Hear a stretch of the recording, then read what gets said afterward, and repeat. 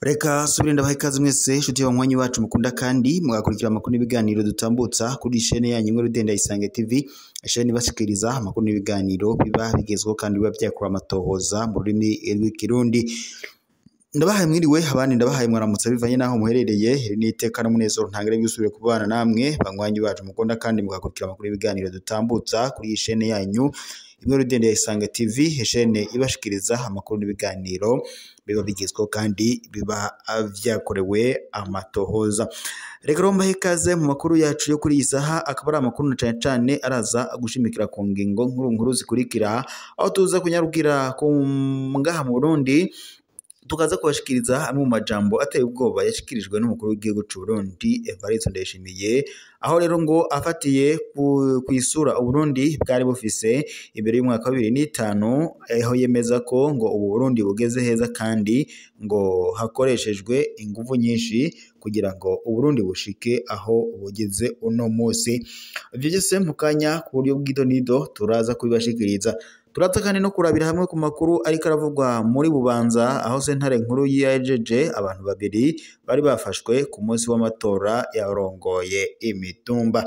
Turaza nayo kuyagaruka ko ku buryo bw'idonido. Naho mu yandi makuru turaza kunyarukira mu makuru ariko aravugwa mu mugambwe uri ku butegetsi wa CNDD-FDD, aho rero watanganyije inyigisho zo guhimbaza imyaka 20 ku burongozi bwiza. Mu kanya ku buryo bw'idonido ntumujye kure y'imoresha ko yanyu mukunda cyane Inkuru Ndende ya Isange TV, imoresha kure bashikiriza amakuru n'ibiganiro biba bigezweho kandi biba byakura amatohoza mu ndimi rw'ikirundi.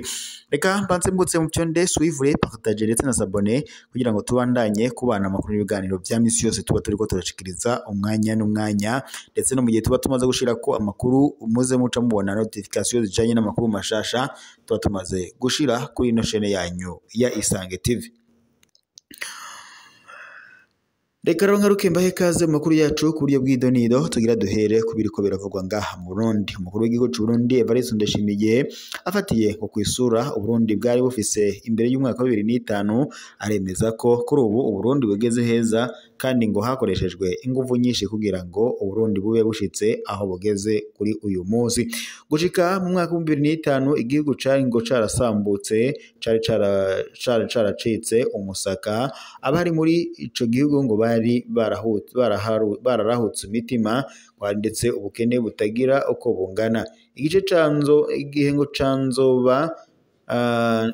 canzoba ndambara, ariko ngo no munsi hari umutekano, inyubako si ikinyegezwa, warose utwo ngo watamira adufungura umutima uri munda. Naho biruko Evariste Ndayishimiye agira ati haracariho abantu umengo bajejwe kumunga igihugu nk'umuswa, bavuga ko bazorya igihugu gushika bagishikanye ku mpimba. Abo abibutsa ko baba abavyibushe canke abonze ngo bose igihugu gipfuye bazojana naco aho ku mpimba. Yibutsa kandi ko ngo gukora ariko gutanga iterambere ku gihugu, agaca ndetse intege abafise iminwa ngo nk'iyimbata zija kujabura inyama mw'isafuriya iri ku ziko, ngo ntibiyubare kuko ngo na ya minwa ishobora gusha. Ayo n'ayandi yabishikirije igitega kuri wa 28 Nyandagaro y'umwaka muri wa mwirimburo w'imyaka 20 umugambwe CNDD-FDD umaze ku butegetsi. Naho Bubanza ho sentare nkuru yejeje abantu babiri bafashwe ku munsi w'amatora yarabarongoye imitumba. Abo bari bafashwe, umwe ni wo ku mutumba wa Buringa muri komine Mpanda, yagirizwa ko yahungabanyije itora ryariko rirabera kuri uyu mutumba, kandi ko ngo yari mu bari bariko barahiganwa. Gusa ngo hakaba hari mu kuzana rero ngo abapolisi yari yakuye muri zone ya Maramvya ngo bamucungere vyatumye abatora bahungabana hamwe ndetse baraheba no gutora. Yaburanye ahakana ico caha atako aregezwa. Umushikirizamanza yari yamusabiye gupfungwa imyaka 2. Umugira kabiri yejejwe n'uwo ku mutumba wa Muzinda muri iyo komine ya Mpanda nyene yakurikiranwaho gucaha co kuzuza isanduku y'amatora amakarata atandukanye atari bwaboneke ko batoye ku rugero nk'urwo basanzemwo. Umushikirizamanza yari yamusabiye gupfungwa umwaka umwe. Izo manza zikaba zari zishashe mu ntara y'Icese y'Ikibiriraho kuri uyu wa 27 Nyandagaro y'umwaka kuri ivyo vyaha vyakozwe mu gihe c'amatora. Naho umugambwe uri ku butegetsi CNDD-FDD mu nyigisho zo mu guhimbaza imyaka 20 y'uburongozi bwiza. Mu ntumbero yo guhimbaza imyaka 20 y'uburongozi bwiza bw'umugambwe CNDD-FDD, umugambwe CNDD-FDD watunganije inyigisho zidasanzwe zitekanyijwe kumara iminsi 2 zihuriranye n'umunsi wahariwe imbonerakure Day ku ncuro yayo ya 9.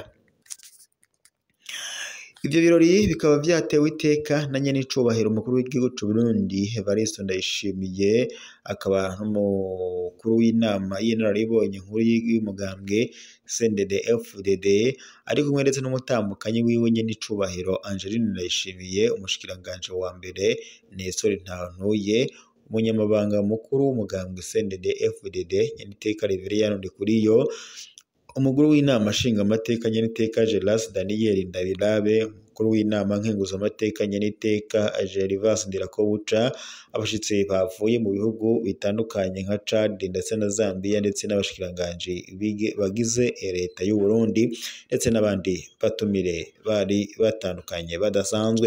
Muri izo nyigisho kandi bazorabira hamwe ibikorwa umugambwe CNDD-FDD waranguye kuva uja ku butegetsi mu mwaka muri 2020 kuri 2026 Nyandagaro mu mwaka wa 2005 gushika kuri uwo munsi, ndetse barabe n'intambamyi wahuye nazo n'ico ngo bashobora kwigira kuri ivyo byose mu ntumbero yo kubaka kazoza k'igihugu nk'uko babishikirije muri ivyo nyigisho nyene bariko barakorera ngaho nyene bari.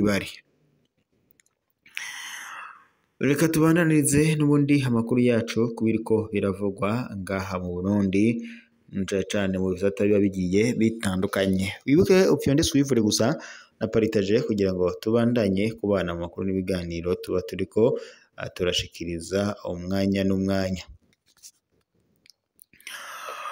Reka rero tunyarukire no mu yandi makuru kubiriko biravugwa irya nino, naho turabira hamwe amakuru ahari ndetse n'ibiriko birahavugwa irya nino mu mihingo iba igiye itandukanye.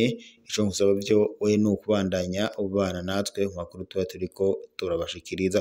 Kuri uyu munsi uri igenekerezo rya 21 Nyandagaro niho hashingurwa iteka wahoze ari ikizigenza mukuru wa Shilo Burundi Nyakubahwa Antoine Cishahayo. Ni